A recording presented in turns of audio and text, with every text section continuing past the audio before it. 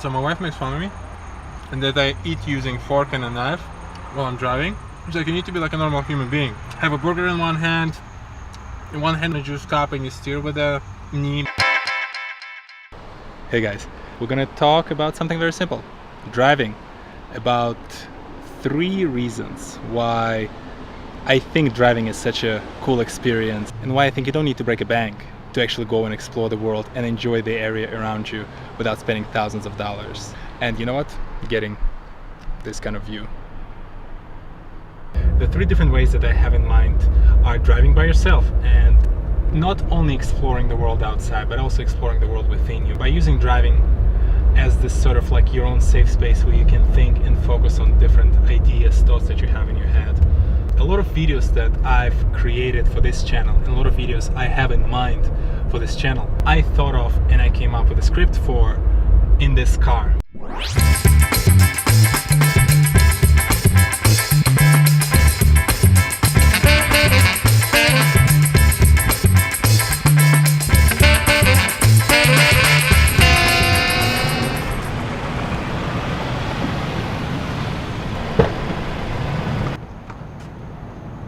Another interesting factor about going for a ride is actually having an accompany with you. Say one of our best buddies is getting married, so me and one of my friends would just jump in the car and drive to Philadelphia and back, and you cover so many different interesting topics.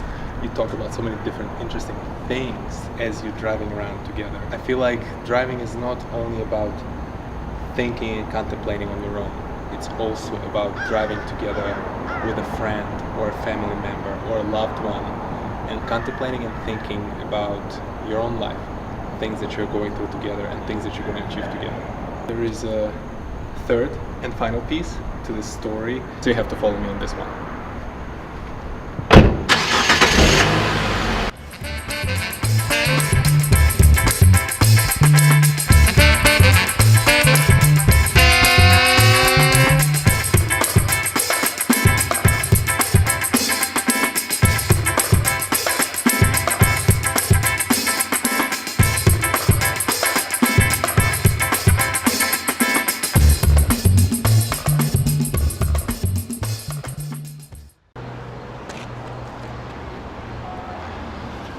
And I think the third and the biggest use case for driving to me is actually visiting this kind of places, having an opportunity to explore.